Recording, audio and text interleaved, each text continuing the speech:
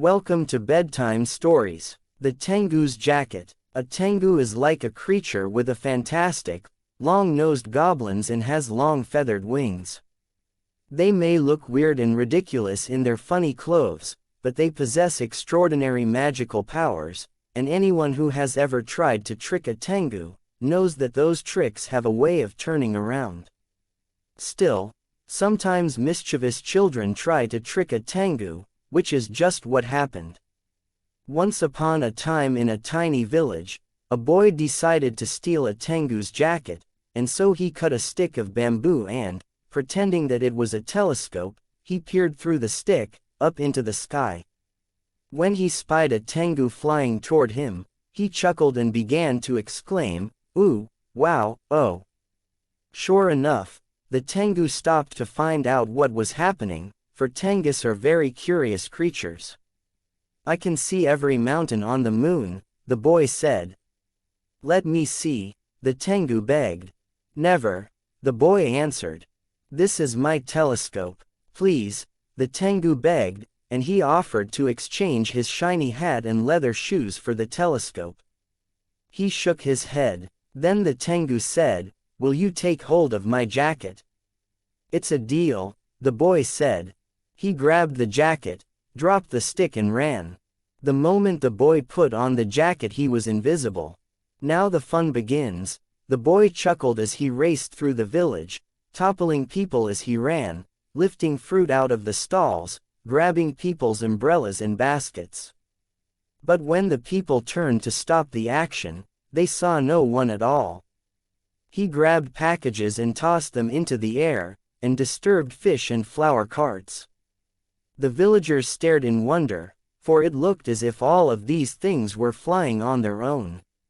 He ran, frightening horses, angering goats, upsetting everyone he saw, until, at last he got tired of bullying and harassing. He decided to go home. His mother stood inside, stirring a pot of rice as he raced through the door. He removed his jacket and poof! He was visible again. "What?" his mother cried. "I didn't hear you come in." He just smiled and carefully hung his jacket by the door. "I'm full of surprises," he said mischievously. That evening he went to his room to sleep, and his mother picked up the jacket to shake it clean of dust and dirt. "What an awful thing," she said as she shook it to dust.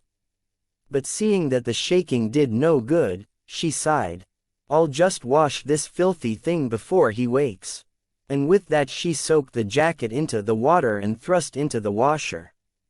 When the boy awoke the next morning, he ran to fetch his jacket, for he couldn't wait to play his tricks again, but when he looked at the hook, he saw that the jacket was gone. "Where's my jacket?" he cried. "I've washed that miserable dirty thing," his mother said. "You've what?" the boy cried, and he ran to the washer and looked inside. His jacket was fully wet and soaked.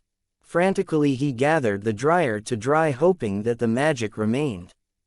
When he had dried the jacket completely, he wore it once again, and before long, he was invisible again. He ran to the market, but this time he went straight to the shake and juice shop, for he was very thirsty. Just inside the door he saw a barrel full of shake, and so he sat right down and put his head under the tap and began to drink. Soon the owner and customer heard a loud, sucking sound and they turned to see what was making the sound.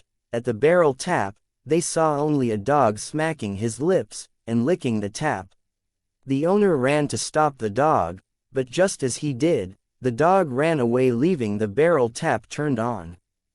As the tap got turned on, the shake began to flow down and a wet, red mouth appeared at the tap, and a moment later a chin came into view, and soon they saw eyes and a forehead and dark, black hair, and now everyone saw what was happening. In a pool of shake flowing from the tap sat the boy, slowly reappearing. "What is this?" the owner cried. The boy looked up, and when he saw what was happening, he ran out the door. The people ran after him.